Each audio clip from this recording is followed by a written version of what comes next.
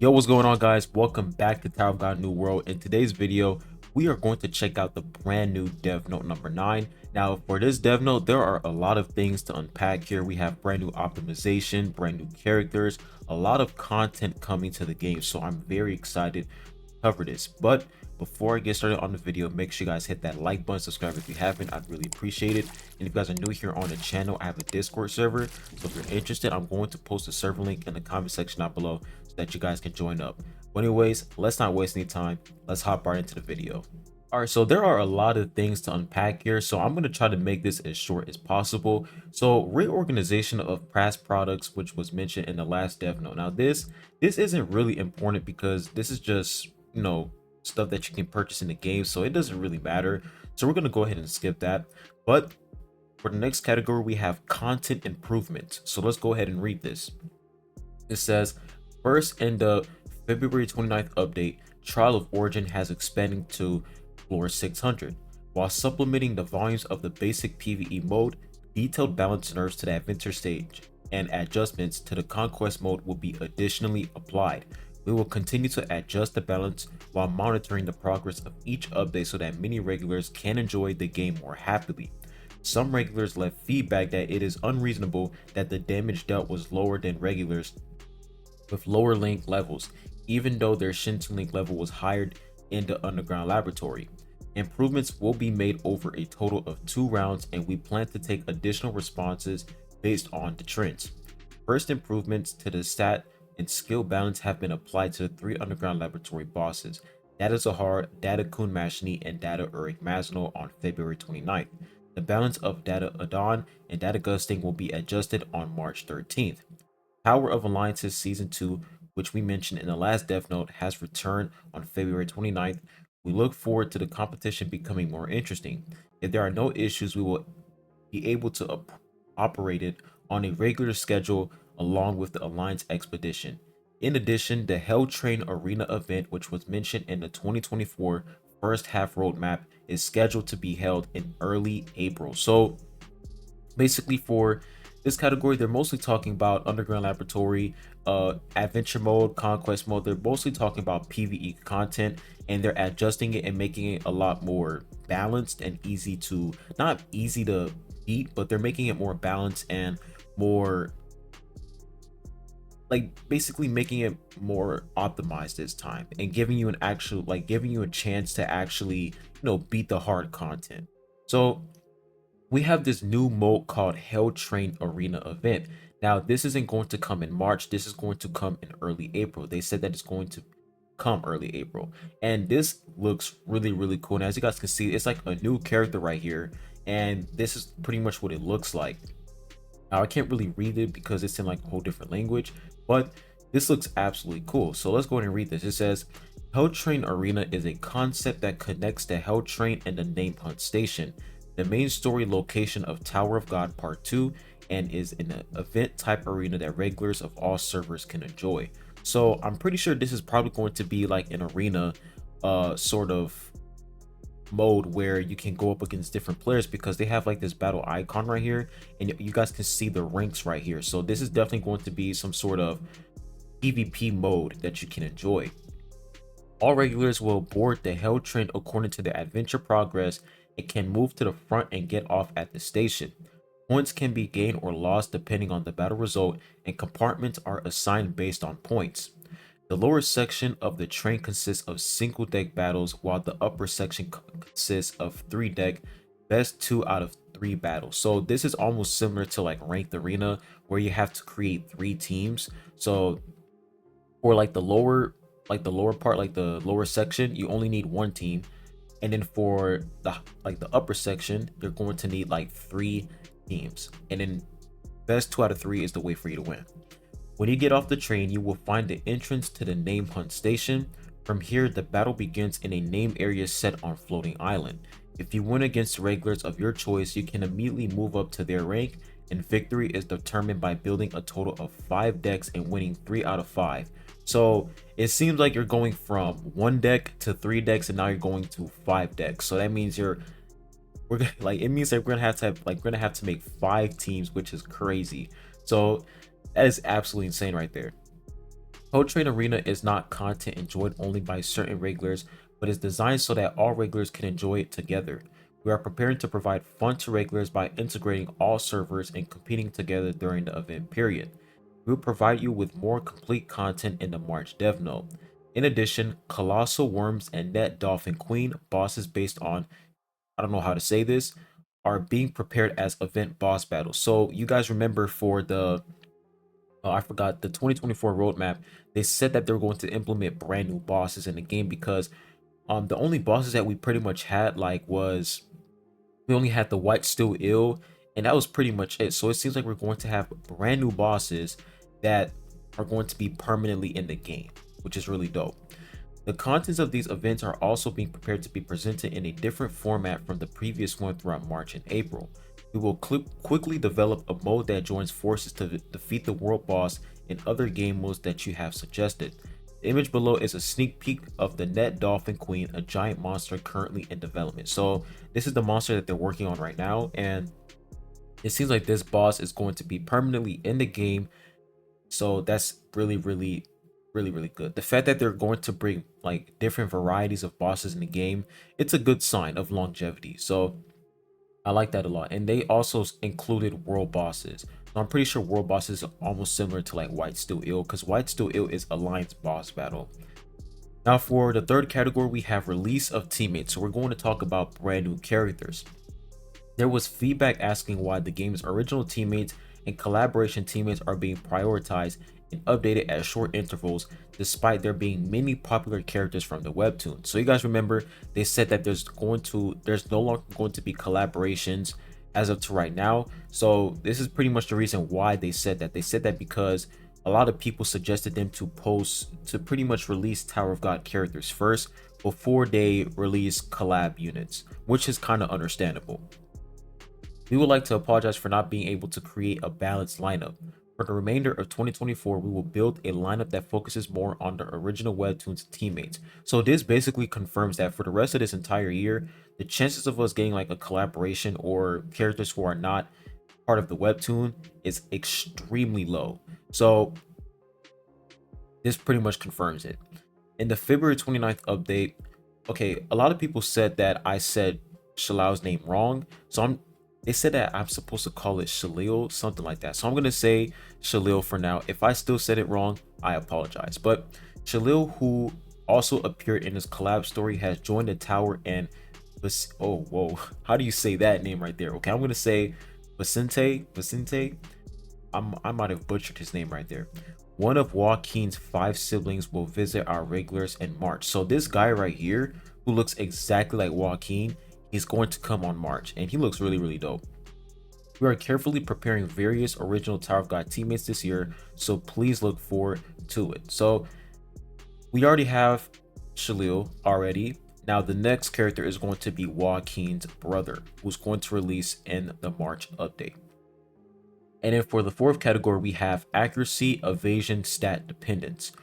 Through the February 16 patch, we have taken action to significantly reduce the dependence on accuracy and evasion stat for the entire adventure section. So they basically reduced the amount of accuracy and evasion you need in order for you to clear adventure mode. Not the entire floors, but pretty much like the floor, like starting from like floor 1 to like floor, let's say 30. There were also opinions that the adventure has definitely become more enjoyable than before. I 100% agree with this. Adventure mode is a lot more balanced now. It's way more balanced. The chances of my team getting one-shotted is far lower than it was before. So it's really good. And I was also able to make it to floor 29, which is really solid. So they definitely did a good job balancing out the adventure. Like they did a great job, because adventure mode was really difficult. Now I do hope that they do the same thing for trial area, because trial area, they need to find a way how to balance it, because trial area is like our main way, it's like our main source of us getting enchantment extracts. So if they're going to make that difficult, then chances of us building up our characters exclusive equipment is going to be really low. It is going to be time consuming. So they have to balance out trial area to make it a lot more balanced and make it a lot more beatable. Or they can add a brand new mode that can give give us enchantment extracts. I prefer that option way more than just us grinding trial area. I see trial area as like in-game content, so they need to add like a different mode where we can get enchantment extracts. But anyways, let's continue. As many regulars are still mainly distributed in the 26th floor and floor 28, so they're basically saying that most of the players, like 80% of the community, are on floor 26 and floor 28. And as we are planning to expand the adventure floor to the floor 70 at the end of March, we plan to make additional balance adjustments to the overall section to make the journey up the tower a more enjoyable adventure. This balance patch is scheduled to be applied somewhere in March. So there's no official date yet, but just know that this is going to take place in March. Also, until content that can further increase accuracy and evasion stats is added, we will try to avoid any inconvenience caused by adjusting the balance based on the current growth range as the maximum. As a means of additional growth, we are preparing for the additional growth of an individual teammates using the concept of the original webtoons, Revolution Road, and this will be developed in the form of additional stat growth according to the limit break that has been previously progressed. It has been designed so that additional upgrades can be done from R grade to SSR plus grade teammates, and events and content related to this are also being prepared. We will provide additional details through the March dev note. So they're basically implementing more ways for us to become stronger and level up our characters, because as you guys can see, this system right here is completely new, and the fact that we see like the health symbol and we see this huge little orb right here, that's definitely going to increase our overall power level, which is going to be really good, because the only way you can increase your overall power level is of course leveling up your characters, putting in ignition weapons, the tri-essence facility, and also the orbs. I forgot what they were called, but those are like the only ways you can pretty much power up your character. And the fact that they're implementing more systems into the game where you can level up your characters and make them stronger is really good. In addition, we also identified concerns about making frequent adjustments too quickly, no matter how well intentioned the balance adjustments may be. We are working hard to make sure that all details are stabilized in March. Now for category number 5, we have optimization that can decrease crashing and infinite loading. Now this is really important because I feel like this game is poorly optimized and they really need to work on optimizing this game. Like, playing this game on mobile is so unplayable. Like, that's one of the main reasons why I mostly play this on PC, because on the phone it's just very hard to play on the phone, and my phone will literally turn into a toaster as soon as I play this game. It's insane. So let's go and see what they have here. So they said, we are checking for the issue that many regulars have mentioned: occasional crashing or continuous loading when performing repeated battles or loading battles. We have identified meaningful points and will apply them as a priority in a March update. We plan to take measures such as distributing this as a recommended build update as soon as it is ready, even before the regular update at the end of March. Optimization is continuously being done in parallel with each build update, but it is time consuming as it has to be done in response to so many device types and diverse environments. We apologize for any inconvenience caused, and we will continue to increase our priority so that we can provide you with a better gaming experience soon. In addition, we are also preparing to increase UI response speed and loading speed and reducing installation capacity.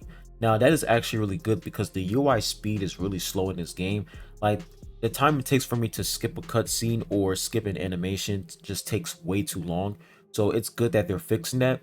But there's one problem that they did not include in this optimization category, and that one problem is how the characters will sometimes be pixelated. Like, when you would put your characters in battle, sometimes like my Ron May, she would, like, her hair is completely gone or she's like bald. Like, it's just crazy.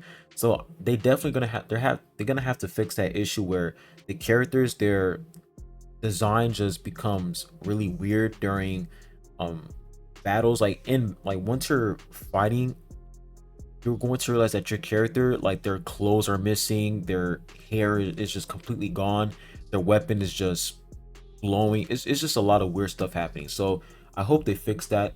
And the pixels is just crazy to me. Like, the fact that the characters in mid battle, they will just turn into pixels, it's really weird. So they didn't include that in the optimization category, but hopefully they fix that, because I feel like that is just weird overall.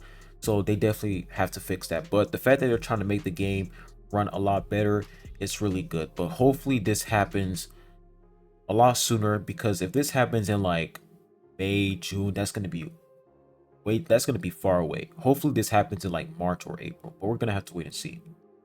Now, for the next category, we have diversification of event types. We would like to share with you the types of events we are preparing. On March 13th, 1/5 matchers can be obtained through an event in line with the White Day season. It consists of a 3-match lottery based on White's 5 alter ego teammates and was prepared with the intention of waiting for White. At the end of March, an event will be held where you can open the door and earn rewards through a relay based on an untrustworthy room, which appeared as a testing location in the floor of tests in original webtoon. We are preparing for the Tower Marble event, tentative name, in early April, and in addition, the new minigame Fish Slapping Dance, which was mentioned in the last official live, has entered the polishing stage and is being finalized so that it can be introduced on April 24th. So they're planning on releasing brand new game modes, brand new events.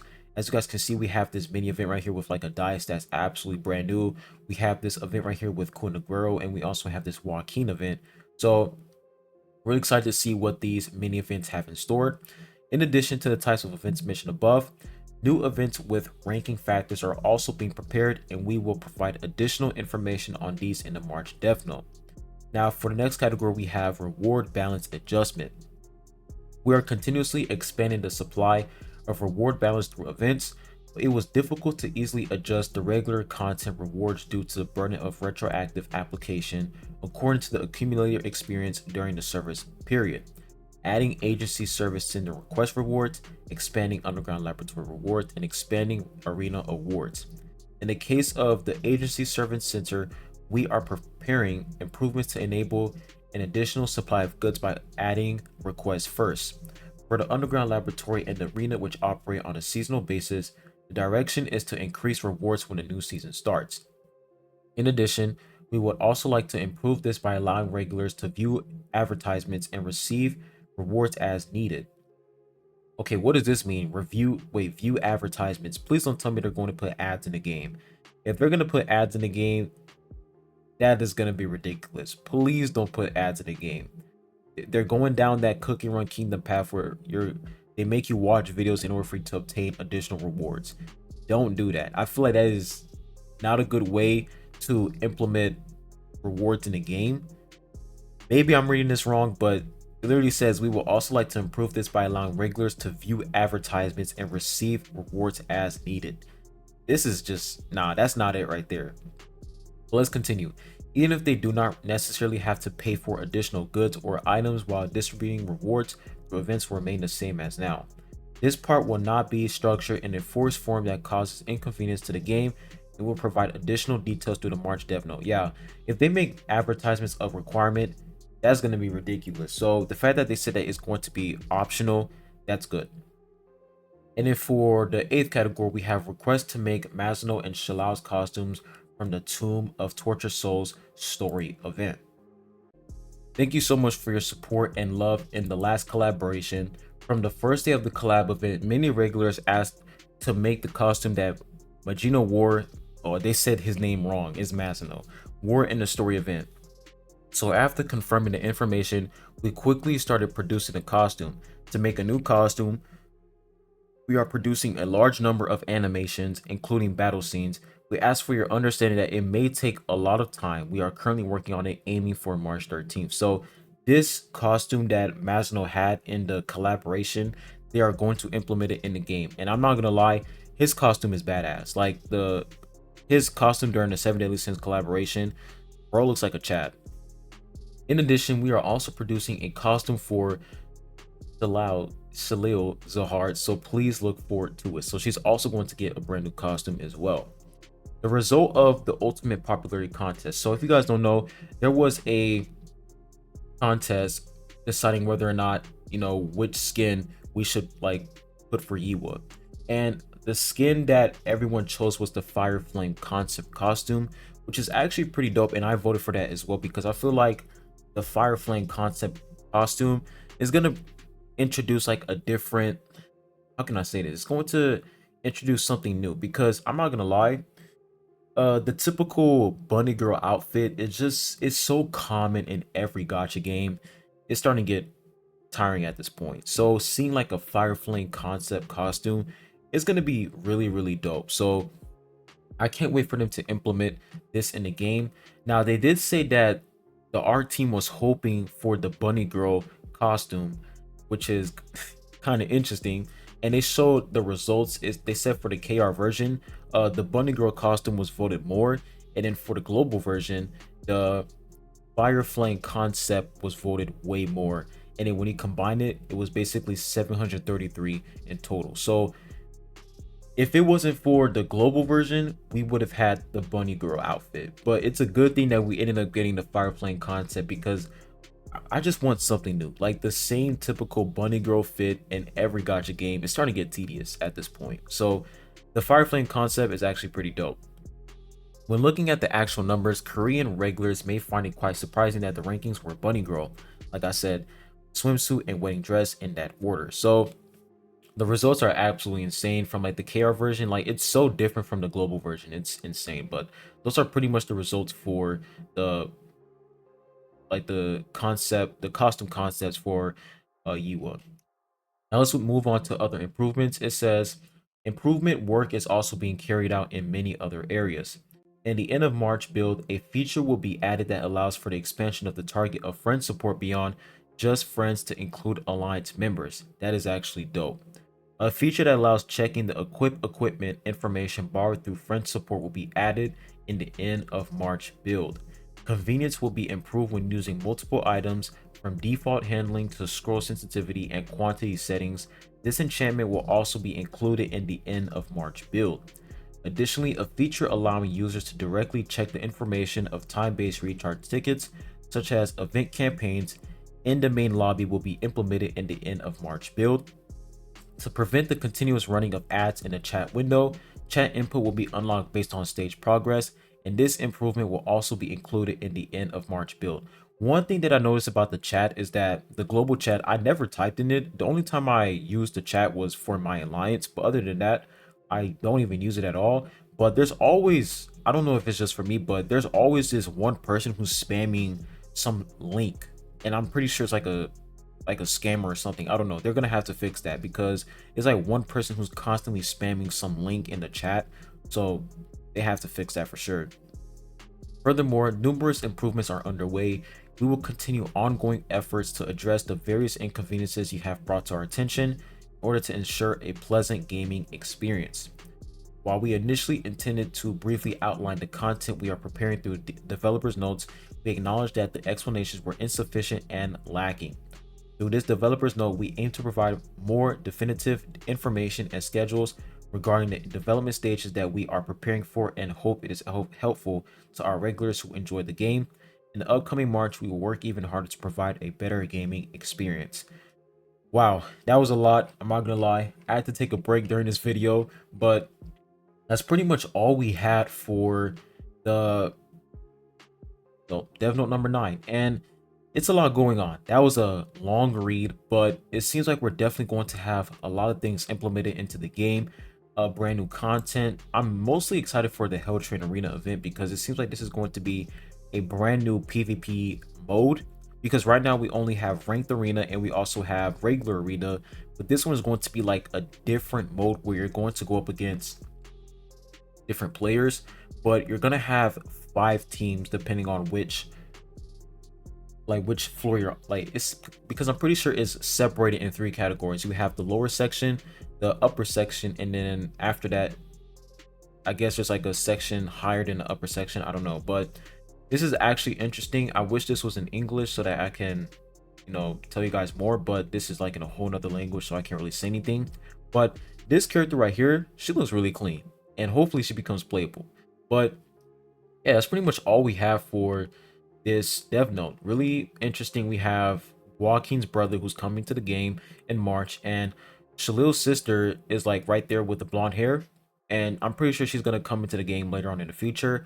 Maybe not in March, but probably in April. We're gonna have to wait and see. But looking good so far, looking good. The future of this game is looking bright.